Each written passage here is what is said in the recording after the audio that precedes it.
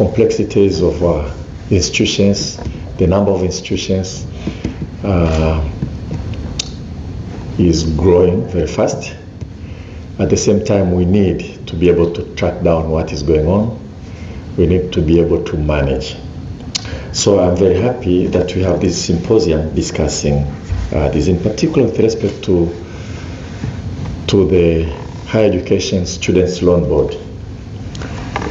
Technology is very important because the function of the board is actually an issue of distributive justice.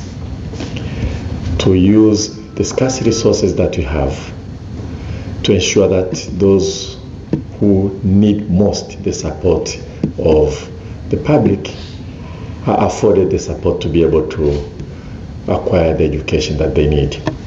In principle, education has to be a human right, that everybody should have an opportunity to study. But given the scarcity of the resources, we have no choice but to allocate.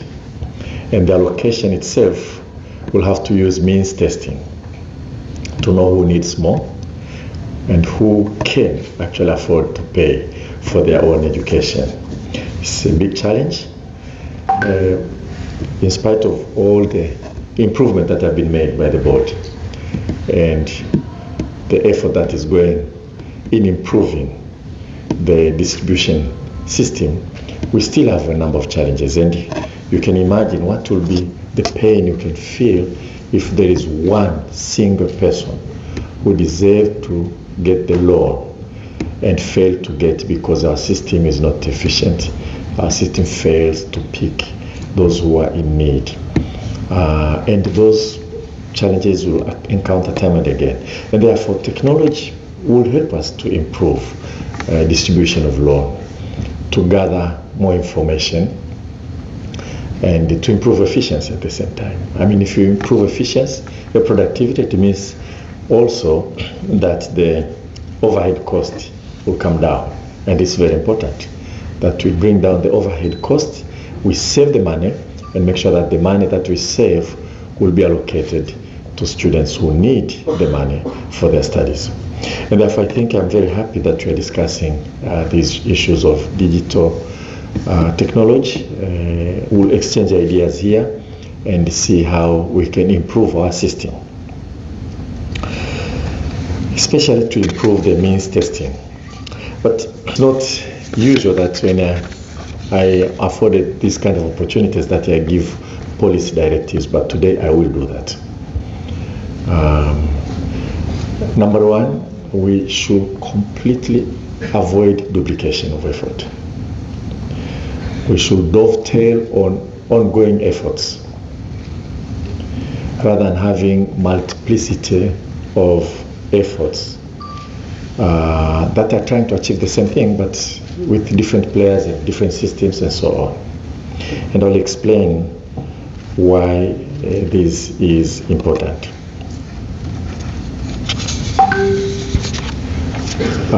We have had these kind of problems before, and probably I should say this. I served in the Treasury for 2 years before, and I remember the competition of what you call vendor-driven companies trying to encourage the Election Commission wanted to have its own system. Department of Immigration want to have its own system, and NIDA want to have its own system. So the agency that deals with national ID insisted that they need to have their own system, a software, gadget, and so on, their own budget. And then the Electoral Commission that could have just picked the information from the agency that registered citizens wanted to have its own system, the budget, and then migration and people who are coming in the country and going out, they also wanted to have their own system. And that was towards the election of 2015. And these are vendor-driven because somebody comes and says, I can help you to solve this problem, to have how to vote and so on. And whatever kind of discussions that take place makes those responsible refuse to to try to collect information from other government agencies. And there's duplication, wasteful. So we had NIDA, and then Electoral Commission. Electoral Commission can actually pick information from NIDA. But if you are a citizen, you have ID, your age is known, you can take the subset of those who are 18 years going up, draw the data and try to verify and move forward. But nobody wanted to seed the ground. Everybody wanted to go into contract with the companies. So the first directive I'm giving, no duplication. Here, let's learn from each other, but let's not duplicate the efforts that are ongoing. It will be wasteful of resources that we need to help those who are in need of education. As I said, education basically should be a human right, but you cannot afford to offer everybody. And therefore, we are using means testing. And even then, there are complaints that there is not enough resources to cater for those who perhaps they are in need. Therefore, we should not duplicate and waste public resources that can be used to help. That's number one. Number two, we need homegrown solution. We don't want, and this is a policy directives also, that I'll put it in writing. We don't need to acquire software from somewhere else and come to adopt here and start to pay. We must try to sit down and do it. I know the universities, they have their own systems. Imperfect as they are, we can always work through to improve them. When I started working at the university, those who were my age, remember something called black sheet, red sheet, and so on, how you fill in the students' performance. We move on, and I think there was a guy called Zalongwa. He had a company called Zalongwa, as lecturer at the university, created a system. It helped us to improve, and now I know University, for instance, of Dar es Salaam, they have ARIS, where they're managing students' information system. Once a student is admitted, they can manage performance going forward. Now, I know we still have challenges from one institution to the other, but it shows that we can manage to have homegrown solutions. So the second thing I want to insist is that let's exchange ideas, let's learn from what is happening elsewhere, but we will have to have a homegrown solution. I think the capability is there if we are determined to do that. If we are determined to do that, I think we have made huge strides trying to solve our own problems. I think the Treasury with control numbers and so on, the way we conduct government payments now, those were homegrown, made by our own people, give them confidence, put them together, they will solve it at a low cost and we'll move on. What we need is to learn from others, what others are doing. We learn from what they're doing and try to see what we can do at the same time. The matters of digital, actually, it's just brain. You don't need hardware as much. Well, you need hardware, but remember, mostly, and now if we don't have brains, that would be a different matter altogether. We have how many universities now? Public universities, 12? Yeah. We have people learning ICT, teaching. If you cannot help us to solve the problem, then something is wrong. Now, with that, let me say the ongoing effort widely. So I hope your symposium, in your discussions, will take that note and see how we can move forward. We have put a team together, and I think the board is part of the team, to try to collect, to form a system that will track down every child who goes to school, from preschool all the way to university. In other countries, I think in the US, they have what they call social security number that will identify you all the time. But I know the system in Sweden where you have personal number, that everybody in the country has a number. Even if you are a foreigner with permanent residence permit, you must have a personal number.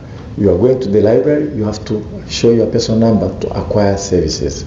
To the bank, if you are at the university, your results are actually posted in terms of your personal number, not in terms of your name. So they have a unique number. I think in our country we are driving towards that. I think it's going to be called Jamii number, something like that. That will try to track every citizen in this country with the number. Now, but before this announcement of Jamii number were announced, we had already made decision in the ministry that every child in this country who goes to school will have to give them a number. We have numbers for those who are registered in public schools and who are going to sit for National Examination Council of Tanzania exams. But those who are going through international schools, we don't have them. If you go through Tanganyika international schools, doing Cambridge education, we don't have information. That's why, because when I joined the ministry, I was asking my colleagues, can you tell me the net enrollment rate in the country? What does that mean?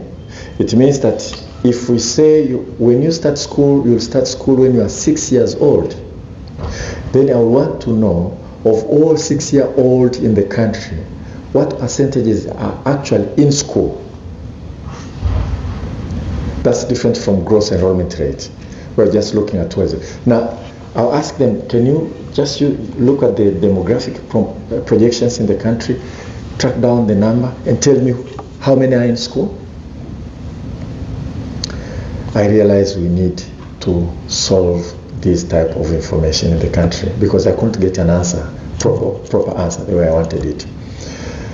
And we want to know students who are dropping out, the dropout, and at what time can we track down standard 2 or grade 2, those who were registered, how many are still in school? All right, we know there's a significant dropout by looking at those who are recruited to enter grade 1 7 years before by looking at those who will sit for exam. And we know how many we have lost along the way. But can we track very quickly which school is losing more students so that we can intervene?